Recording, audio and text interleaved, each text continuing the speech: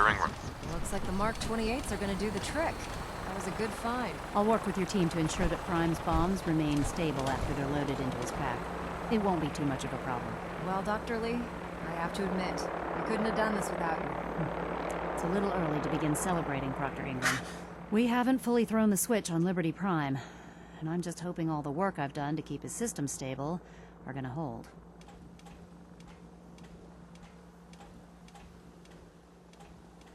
There's only one way to find out. Absolutely. Proctor, all the readouts look green. I think it's time for you to perform the power shunt. Actually, I think I'm gonna let you press the button. After all, without your help, we'd still be staring at a pile of disassembled parts. I couldn't care less who throws the goddamn switch. Let's just get this done already.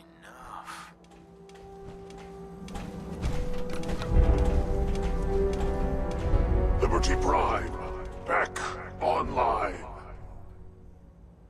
All right, let's run a basic diagnostic on him. Diagnostic command accepted. Give him a moment. He needs to adjust to his new configuration. Voice module online. Audio functionality test initialized. Designation: Liberty Prime Mark II. Mission: the liberation of Anchorage, Alaska. Primary targets: any and all red Chinese invaders. Now let me run a system analysis and battle readiness check. Liberty Prime, full system analysis. All systems nominal. Weapons hot. Warning. Nuclear weapon payload depleted. Reload required. Warning. Power core offline. Running on external power only. Core restart recommended. Ability to repel red Chinese invaders compromised. Got green lights across the board here. He's looking good from where I'm sitting. Doctor, if you wouldn't mind keeping an eye on the big guy here, I'd appreciate it. Well, I have to admit, wasn't sure we'd be able to pull it off, but Liberty Prime's looking pretty good.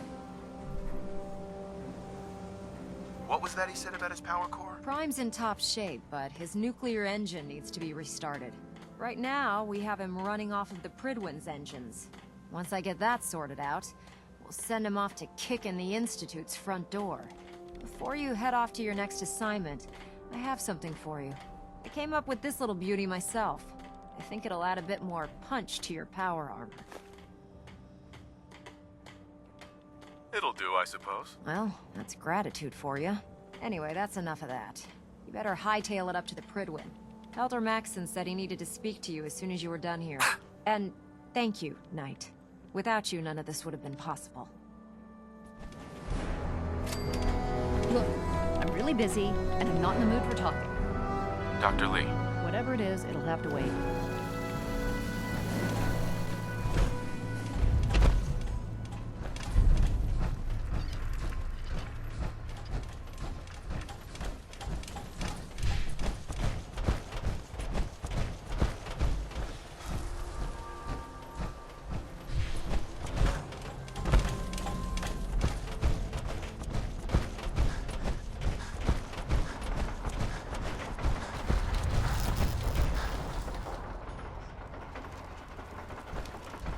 Hey. Wait there. Very well. I'll remain here.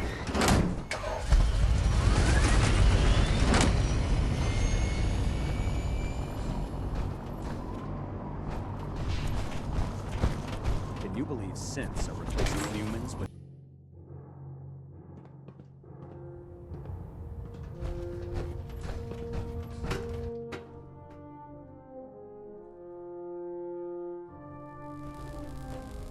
Attention!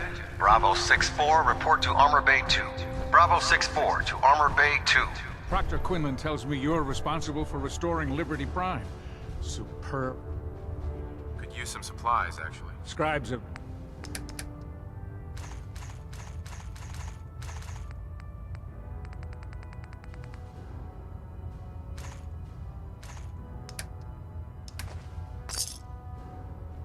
Captain Cade? Good to see you again, Knight. Anything I can do to... Patch me up, Doc. All right, soldier.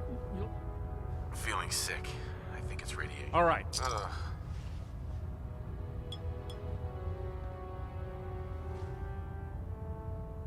And that's that. Anything? Just hurt all over. Scrapes?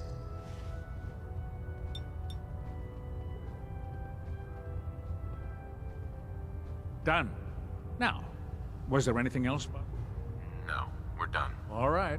Ugh. How can a machine believe it's alive? It's ridiculous. Ah, you've returned already.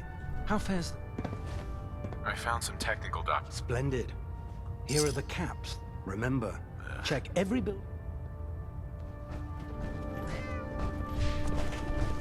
Cade won't clear me for duty yet.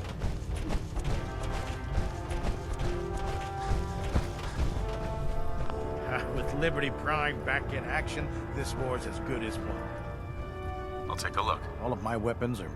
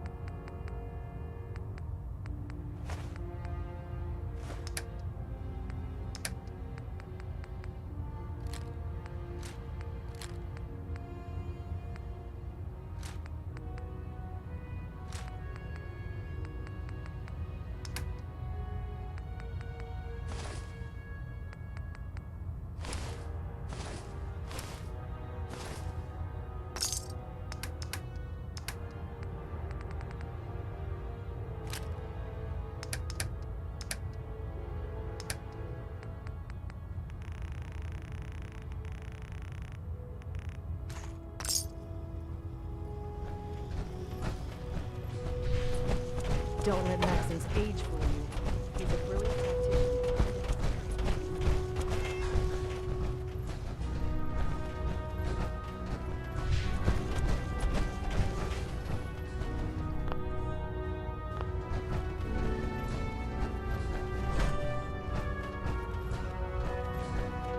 If it was up to me, I'd take every barrel of beauty and sin and shoot it in the stomach.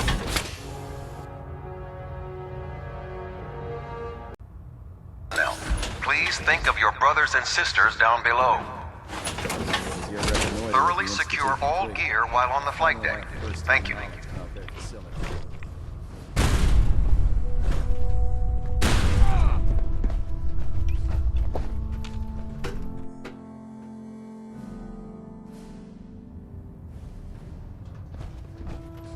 Is there anything you wish to tell me, Knight?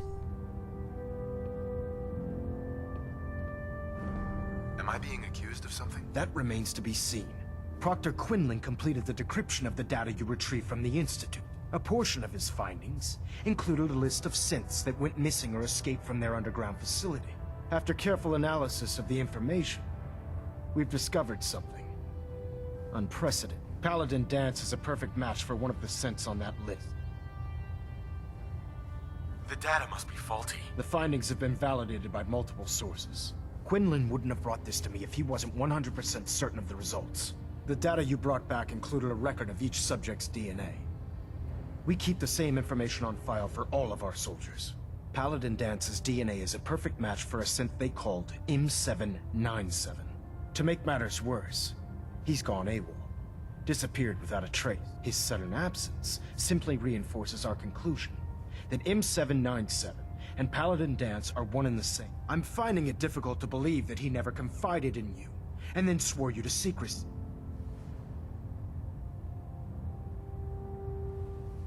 After everything I've done for the Brotherhood, you have some nerve accusing me of lying. Your outburst leads me to believe I've misjudged you, which means I've decided to take you at your word. However, that doesn't absolve you of your... Danse is a synth. He represents everything we hate. A monstrosity of technology. Our mission in the Commonwealth is clear. The Institute and its creations need to be destroyed in order to preserve our which leaves me facing the most difficult order I've ever given. I'm ordering you to hunt down Dance and execute. With pleasure. I'll make him pay for lying to us. I appreciate your cooperation. Listen, I'm not blind to the fact that Dance was your mentor, and this isn't an easy burden to bear. But if we're to remain strong, we can't afford to make exceptions. Even when it means executing one of our own. Find Proctor Quinlan. He's been analyzing the data and should be able to provide you with a starting. And Knight, there's a promotion for you riding on the results of these orders. So don't disappoint me. You're dismissed.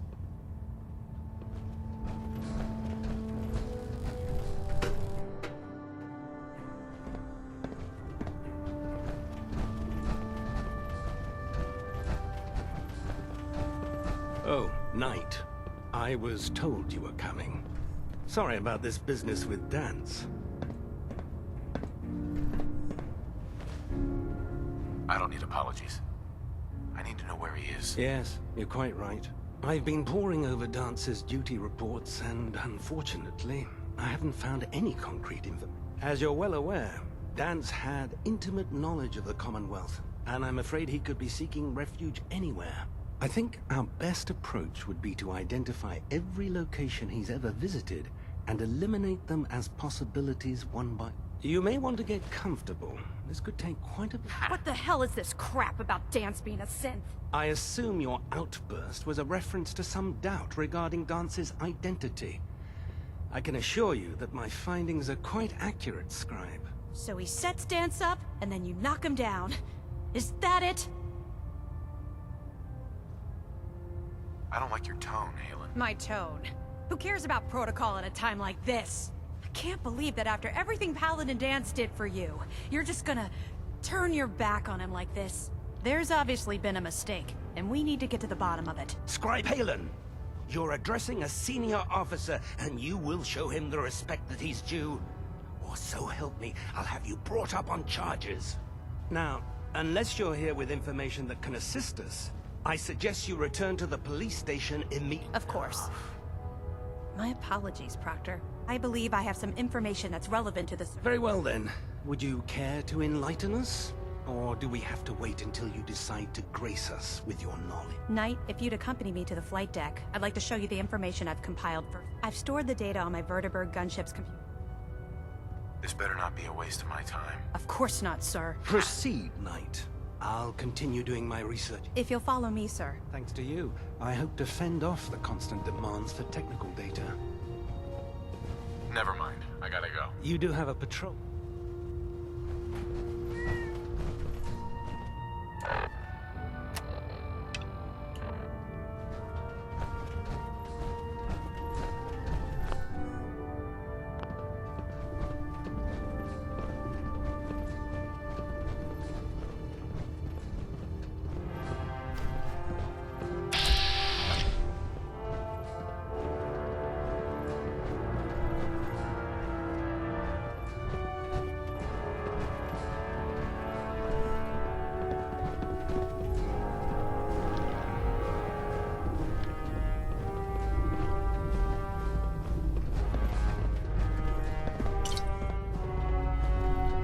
Scribe?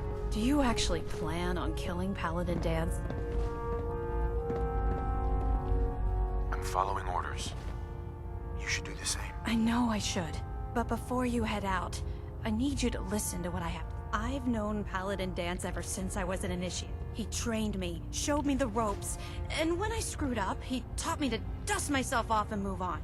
He's earned my admiration, my respect, and my friendship. I don't care what Quinlan's report says. I don't care if he's a machine or not. He's still Dan. You're sympathizing with a traitor. That's exactly my point. Dance is the most selfless person I've ever met. I've watched him risk his own life based on nothing more than principle. That's why I'm asking you. Not just as a member of the Brotherhood, but as a human being. Give him a chance. Let him tell his side of the story. If you're not convinced by what he says, or somehow he's become truly lost to us, then you do what you have to do. All right, I'll hear him out. That's all that I ask.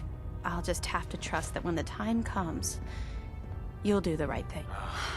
Before the Prydwen showed up, Dance had me identify a fallback point if we ever lost the police.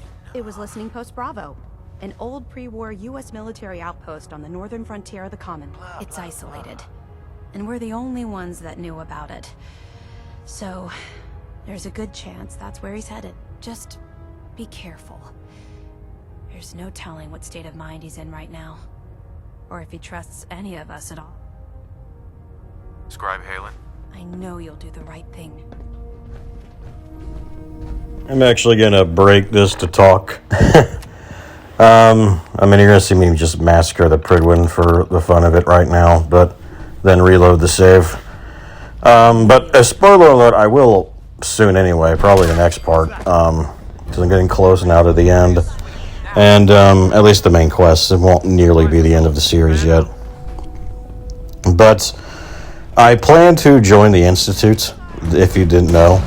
One of the reasons, as usual, is just gameplay. In my view, here's the thing about me. I prefer trying to play with as little, like, you saw me use the Tesla cannon, and then I just stopped using it. Because it still feels like cheating to me. Like, I try to play vanilla as much as possible. And for that reason, also, like, I know the Institute actually gives you the best weaponry.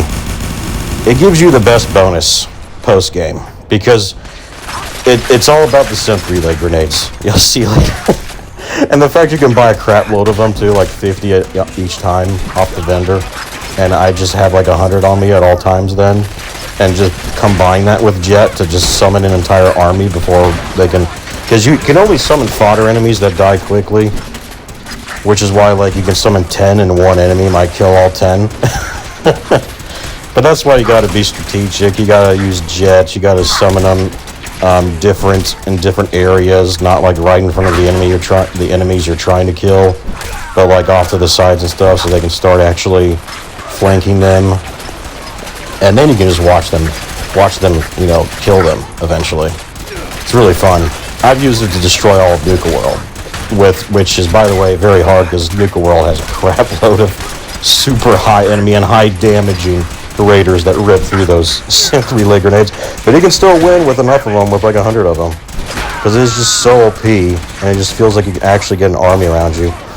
The Brotherhood doesn't give you that. The Brotherhood of Steel gives you the best stuff. Okay, I have to just keep talking, so sorry, I'm going to talk a little bit over the story right now, just to get my point across. This is like the only time I'm doing this before I go back to what I was doing before, where I'm just silent the whole time, and just let you enjoy the game. With that, let me just get back to it. I mean, I'm doing the dance thing. Yeah, I'm killing him. I'm just spoiling it in this time. I mean, I feel like it was implied in my previous couple parts anyway that, yeah, I'm kind of going through all the missions for all the factions, because also I just want to. It's a lot of content. This game has so much content. I love it. Like, the main story, if you actually do it the way I do, which I think everyone should, no matter which faction you end up choosing, like, just offers so much. And that's just the main story. And I love that you can choose factions and stuff. I really like the main story of the game. If people complain about it, say it was terrible, and keep boasting about New Vegas constantly. And I'm like, actually, I really liked Fallout 4's main story. The premise was simple, but it's effective, which is all you need, which is a father looking out for his son, a kidnapped son, all the motivation you need. Very believable. But the fact he's out of time, the fact you learn your son is like this lead. I mean, how can you not say this is a good story? I don't understand. I thought the story was awesome. And the fact you can also diverge in different paths, and it does affect the world too. One thing I hated about New Vegas is you beat the game and then it's just the end. You don't get to continue playing or see the effects it was supposed to happen. At least in this game, there are effects from who you choose. Now, they're pretty minor, I will say. It's not the best stuff. And that's why I would say the mods I love the most are mods that don't add weapons and stuff, but mods that just add content.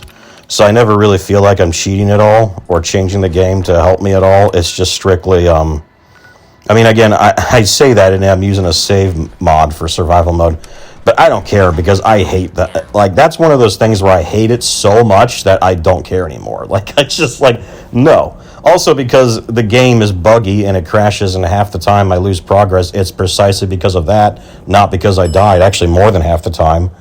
And so, yeah, I'm not dealing with that. I'm definitely not dealing with that. And I mitigate it, too, by having it take away my adrenaline, too, every time I save. So that's the other thing. But, yeah, like, let me get back to why I choose the Institute again. It's gameplay related. As I said, the synth relay grenades are the most OP thing in the game post-game. The railroad you only join if you want to play the sneak character, because then you get access to a vendor. They're the only vendor, I think, that sells stealth boys, which are really fun and OP. And I did do a playthrough a long time ago where I went the railroad route. And it was fun, and it's fun to have stealth boys on demand constantly, and they give you better ones too, and then Deacon gives you a better buff if you max them out too. But I ain't doing that, and I rarely do stealth route anyway. I'm always like heavy guns, big armor. That's what I like most of the time. You've noticed I've not used my heavy armor some. I'm gonna go back because I've reached the point of the game where I'm so strong now that I can just like do whatever for the most part against most enemies. There's still exceptions, like the enemies that scale with you forever. But yeah, like, the Brotherhood of Steel gives you the most OP stuff in the early game and the mid game, but they don't give you pretty much anything post game. You get access to a legendary, I believe. There's a couple legendary power armor pieces in particular that are pretty good, and I think there's one I would miss that I won't get. But it's still very minor. I think it's the one that like 10% VATS less chance or something. And I mean, the thing is, you don't really need VATS. The only thing, I mean, you do actually VATS is OP, but my point is you don't actually have to invest in VATS to make it OP. If you've noticed in my playthrough too, like, I haven't invested once in it.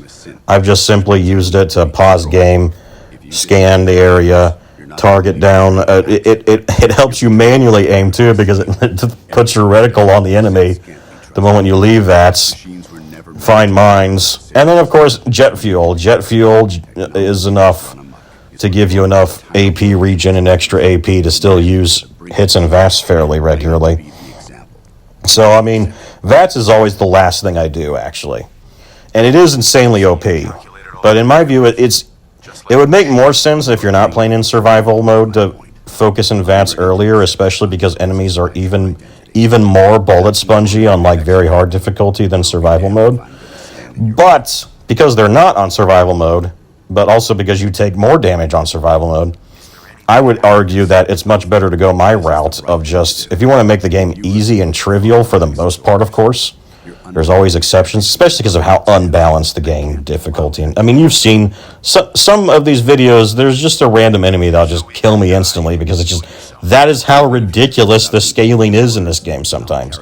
That is definitely a flaw of this game, I would say, is like, I hate sometimes the scaling. You're just massacring enemies. You go into one area and just one random enemy. It's not a boss at all. It's just one random enemy. He may have been a legendary that spawned with his own explosive minigun. Something crazy. And he just ends you immediately. That is why you need Jet. That's why you need power armor in survival mode. But it's also why you need it with Jet too. Like, Jet all the way. You need freaking slow time. Mandatory sometimes to get through stuff. In this game, like, Jet is mandatory in survival mode sometimes. So yeah, power armor and Jet, that's always the key to victory. But then combining that with maxing endurance early, your health as much as possible, and stim pack healing as much as possible so you can heal as quickly as you can. Dude, I got on a tangent again. Let me just finally get back. So again, as I was saying, Brotherhood of Steel, it gives you the cool stuff early game, but it doesn't give you much in the end game. Railroad gives you stealth boys. That's pretty much it. Oh, well, also, on survival mode, Railroad and the Brotherhood give you access, or let you keep access to vertibirds, which is definitely really OP in survival mode. However, I would say the Institute is still superior to Vertibirds because it's the only way that lets you fast travel, and you can fast travel in the center of the map, right next to Hangman's Alley, one of the most important settlements in survival mode, also at the center of the map, also right next to Diamond City, and so you're always fairly closer to whatever you were going to on the map by fast traveling to the Institute, and then you immediately have access to a bed, food, drink, and the Institute if you want to do that, a vendor, go to your settlement on Hangman's Alley, go to Diamond City, it's all right there. Like, it's just, it's I would say that's more OP than Vertibirds, actually. Because Vertibirds still take time to, I mean, I'm just twiddling my thumbs in real life, and then I just go and, like, I actually will, like, use the restroom or something. It's like, dude, this is ridiculous. Of course, that's better than, you know, having to walk the whole way. But again, the Institute shortens it some and just puts you always in a good spot. So I would say the Institute is definitely superior in the way of traveling in survival mode than the Vertibirds. So it still has. So that's another thing. It's better than both those factions for that. And then yeah, post game, like, synth relay grenades are just way too OP. The Brotherhood gives you nothing. Like, you don't get to use anything they give you. Like, Liberty Prime it's cool. Liberty Prime's walking around the airport then, but he only stays there. You can never use him. You can't call Vertibirds with like gunships to help you fight or something, which frankly should be in the game, but no, that wasn't added in vanilla. So you get none of that. And I don't even count the Minutemen. Like, the Minutemen is just their own thing. You can beat the game with the Minutemen. I think it's the most boring of all the endings. It's just the most generic good guy ending, you could say, but I just mean generic good guy. I'm fine with the good guy ending if it's interesting, but the Minutemen's not really that interesting. They're great for building, they're great in survival mode and building up your settlements, but yeah, they're not the most fun in my view. For the, like, when it comes to the end game, the most fun are definitely the first three. And in the order, that's the thing. I would say if it's your first playthrough, the Brotherhood of Steel has the best ending by far. Actually using the freaking Liberty Prime robots, that is like the most fun ending for sure. I love the Brotherhood of Steel. I also, on a personal life level, I agree with them the most about the sense. Like, it's like Jeff Goldblum in Jurassic Park. If this ever came and existed, I would be like, this is abomination, this shouldn't exist, destroy them all. And no, they aren't people. A robot, I'm sorry, I don't believe that any of that nonsense. Like AI today, AI will never have a soul. That's impossible. Human beings can't create that. Which is why in the movies where we say we do, it's always just spontaneous, because they can't explain it. They always just insert it in there. It's like, oh yeah, the conditions were right, and it just spontaneously happened. It's like, yeah, that's a load of bull crap. I mean, you're literally admitting you have no idea. You just say it just happened. So no, like, there is a cause, and I would say it's God. But yeah, it's like, on a personal level, no, I completely agree with the Brotherhood of Steel. Like, no, definitely destroy these synths. And no, they aren't people. And the robots, I love the robots, but they're like, they're still not even like pets because they're not living. But I would say the closest thing they are is like pets. It's like those old Chia pets when I was a kid. It's like, yeah, they're fun. They help us do a lot of stuff, but they aren't sentient. Codsworth is not sentient to me. I know in the game he is. Like, I know the game is encouraging that. The game's morality wants you to believe the synths are people, which is why it portrays them that way. And it fools you into thinking that because there's human beings who made the game that are like projecting their humanity onto this stuff, onto these synths that they want you to think is people, which is why the Minutemen and the Railroad are like the good guy factions in this game. But no, personally, I don't believe that crap at all. Brotherhood of Steel all the way. Destroy them all. I would say, like, I'm not in favor of the Brotherhood of Steel for the ghouls. The ghouls are people, like, well, the ones that aren't feral. Those, it actually does make sense because, hello, they actually were people that became that by just decaying. That's all. They're just decayed people is all they are. To me, at least. So it makes sense to view the ghouls as fellow people, but the synths, absolutely not. Paladin Dance, He's a robot. I'm definitely killing him here. So, I definitely agree with the Brotherhood of Steel. It doesn't make sense to me either. And that also, like, I definitely don't agree with the Railroad. Like, that is the other thing. I remember Definitely don't agree with the Railroad. But the Institute is like the middle, where it's like, they're clearly just using them to, you know, in their view, reshape humanity and all that stuff. Now, why do I choose the Institute besides the gameplay perspective, though? Well, I actually think it would make the most sense with your character, too, in the story. Because, again, your son is the founder of the Institute. You're going here, like, in my view, it makes the most sense that you come here, you're trying to be as moral as you can. You're trying to find your son however means you can, which is why you end up joining all the factions and doing quests for all the factions. Yeah, even the Railroad, even if you don't believe that crap. You're using this to find your son. So I'm fine doing a lot of these quests. And then also by finding your son, maybe you're questioning, you're still with these factions, you're lingering with them before making a final decision, but which is why I'm justifying it to my character's perspective that he would still be continuing missions with the Brotherhood and the Railroad while after he found out his son is the leader of the Institute. But ultimately, you side with your son and the Institute because, by extension of that, because he's your son. Like, that just makes the most sense to me. It makes no sense for you, for your character, if he's a good father, which I'm choosing to believe he is, that he would do this. Like, he would just destroy the Institute, kill all your son's people, and like, you could say the Minutemen in that sense, their ending might make the most sense if you want to go the route of, you know, of going against your son's, you know, organization, but still loving your son. Since obviously it's not like you try to kill him and your son just dies on his own. He just gets sick, spoiler alert. So yeah, that could kind of make sense, but I still ultimately would say it makes more sense that you want to be with your son, stay with your son, so it makes sense to join the Institute. Also because you are a pre-war person. You knew civilization and how much better it was before the Wasteland as well. So it would also make sense to me that upon seeing the Institute, your character would feel more at home there.